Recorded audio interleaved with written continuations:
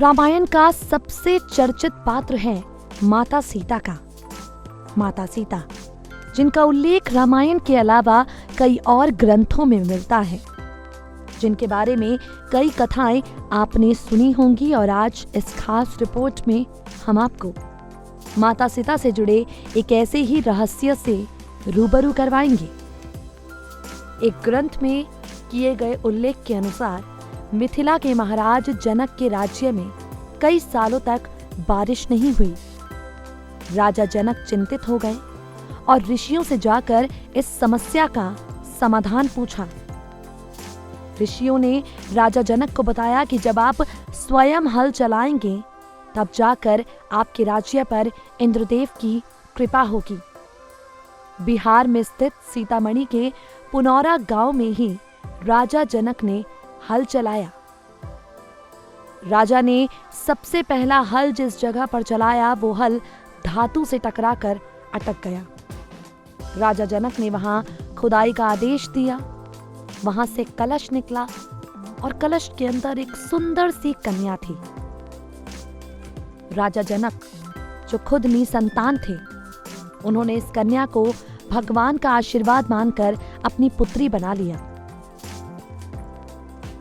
फल के रिपीट वहीं हल के फल को सित कहा जाता है, और उससे टकराने के कारण कलश से कन्या बाहर आई थी, इसलिए इस कन्या का नाम सीता रख दिया गया।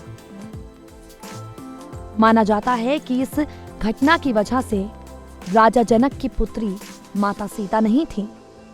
कुछ लोग माता सीता को पृथ्वी की पुत्री मानते हैं, क्योंकि धरती के अंदर छिपे कलश से वो प्राप्त हुई। सवाल यहाँ ये उठता है कि माता सीता के पिता कौन थे? माता सीता उस कलश में कैसे आई?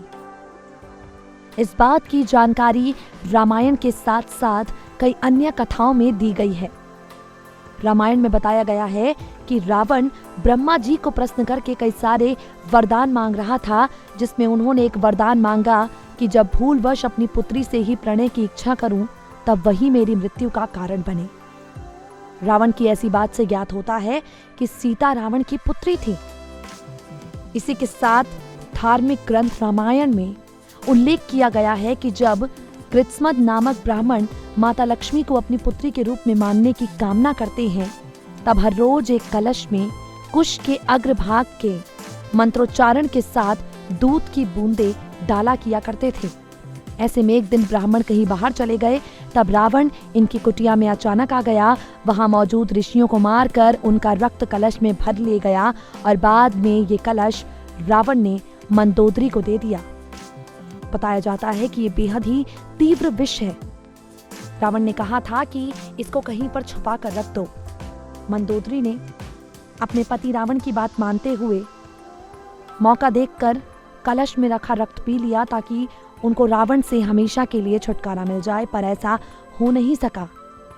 इसको पीने की वजह से मंदोदरी गर्भवती हो गई, और लोक लाज के डर से मंदोदरी ने अपनी पुत्री को कलश पे रखकर निर्जन जगह पर रख दिया।